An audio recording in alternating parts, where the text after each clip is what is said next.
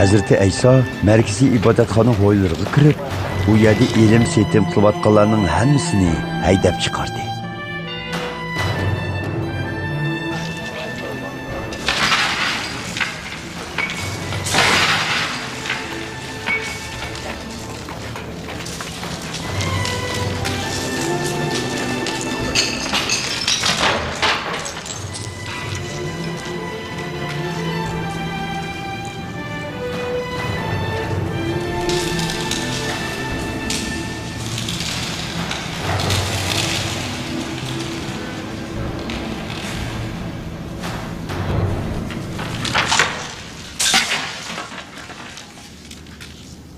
Pul tegishganlarning shiralarini va kaptar sotquchilarning o'rindiqlarini o'rib etib, ularga muqaddas yozmalarda Xudoning mening uyim duo tilovatxona deb atalsin degan so'zi yozilgan.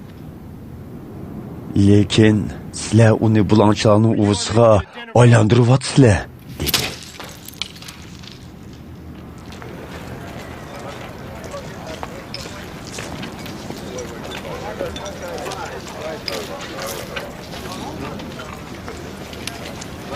Hazreti İsa ibodatxona hovlilarida oldiga ilib kelingan qarg'u va to'qirlarni saqaytdi.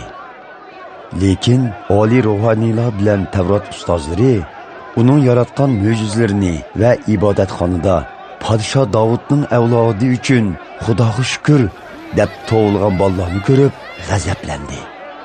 Ular Hazreti İsa'dan bu bolalarning nima davatqanligini anglayotamsan deb so'rdi. Anlavatman, dedi Hazreti İsa.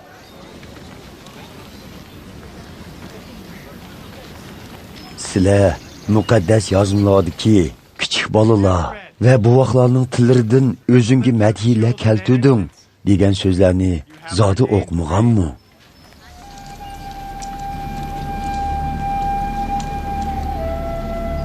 Ondan Hazreti İsa ulardan ayrılib, shahardan chiqib Beytaniye'ye sig'ib berib, kechini shu yerda o'tdi.